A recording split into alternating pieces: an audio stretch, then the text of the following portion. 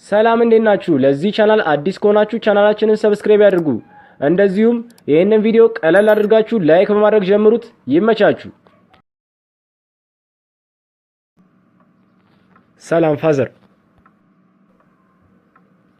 ሰላም ነው ልጄ፣ ግን አላወቅኩም። አንተ ማን ነህ? ያው ፋዘር፣ እኔ ሮቤል እባላለሁ። እናም እዚህ የመጣሁበት ጉዳይ ልጆትን ለጋብቻ ለመጠየቅ ነበር። ነው ልጄ፣ እስቲ ቁጭ ብለን እስቲ በደንብ እናውራ። ና ቁጭ በል።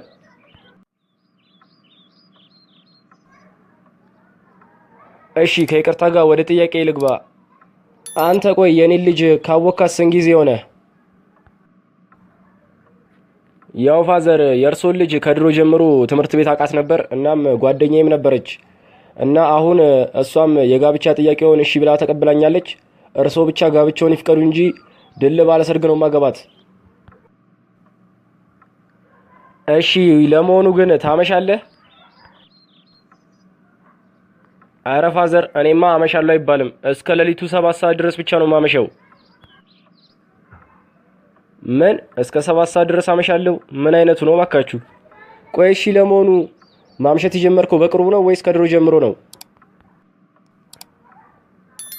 አረ ፋዘር፣ በዛ ቢባል 1 አመት ቢሆነኝ ነው። ያው ከእስር ቤት ከወጣሁ በኋላ ነው ማምሸት የጀመርኩት። እስር ቤት? የባሰ አታምጣ ሰውዬ፣ ጭራሽ ደግሞ እስር ቤትም ገብተሃል። አንተማ ቆይ ልጄንም አታገባትም። ግን ለመሆኑ እንዴት እስር ቤት ገባህ? ያው ፋዘር፣ ታስሬማ የነበረው ሰው ገድዬ እኮ ነው። ምን አልክ አንተ ደደብ? መጀመሪያም እኮ አውቄ ነበር። ሌባ! አንተማ መቼም ቢሆን ልጄን አታገባትም። አሁኑኑ ቤቴን ለቀህ ውጣ። አረ ፋዘር፣ ምን ሆኗል? ይረጋጉ እንዴ! እኔ እኮ አሁን ነፃ ሰው ነኝ። ወይ ጉድ! ታዲያ ቆይ አንተ ማንን ነው ግን የገደልከው? ያው ፋዘር፣ ጎረቤታችንን ነበር የገደልኩት። ምን አልክ? ጎረቤታችንን የገደልኩት? ግን ለምን ገደልከው? ያው መጀመሪያ ላይ የጎረቤታችንን ልጅ ለጋብቻ ለመጠየቅ ጎረቤታችን ቤት ገባው። ከዛም ጎረቤታችን በምንም ተአምር ቢሆን ለአንተ ልጄን አልደርለም ሲሉኝ አንድ አፍታ ሽጉጥ አውጥቼ ግንባራቸውን በሳውላቸዋ። አይ ልጄ፣ ይገርማል። እንዳንተ አይነቱን ደፋርና ቆራጥ ወንድ ነበር ለልጄ የምመኝላት። ለማንኛውም አንተ በቃ ልጄን በደንብ አድርገህ ማግባት ትችላለህ። ነገውኑ መጋባት ትችላላችሁ። ማን በገዛ ፈቃዱ ይሞታል?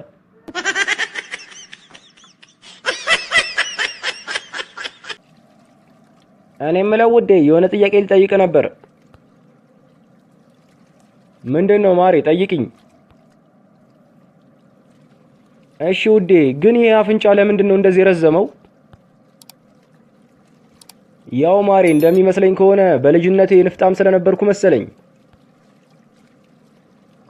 አይ በልጅነት ምን አለበት ሽንታም ብትሆን ኖሮ።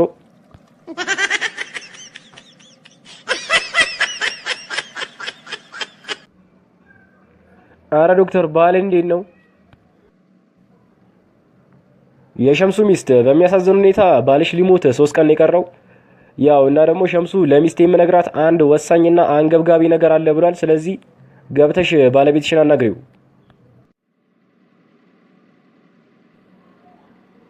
ወይኔ ሸምሱ ማሬ፣ በቃ አንተ እኔ ልትለየኝ ነው። ይኸውልሽ መዘባረቁን ተይና አሁን የምነግርሽን አንገብጋቢውንና ወሳኙን ነገር በደንብ አዳምጪኝ። እሺ ማሬ፣ ምንድነው ወሳኙና አንገብጋቢው ነገር? ያው ማሬ፣ አንገብጋቢውና ወሳኙ ጉዳይ በምንም ተአምር ቢሆን እኔ ቀብር ላይ እንዳትገኚ። እንዴ ማሬ፣ ሚስት አይደለው እንዴ? ለምን? ምክንያቱም ማሬ ብዙ ገበያ ስለሚያመልጠን ሱቅ ነው መሆን ያለብሽ።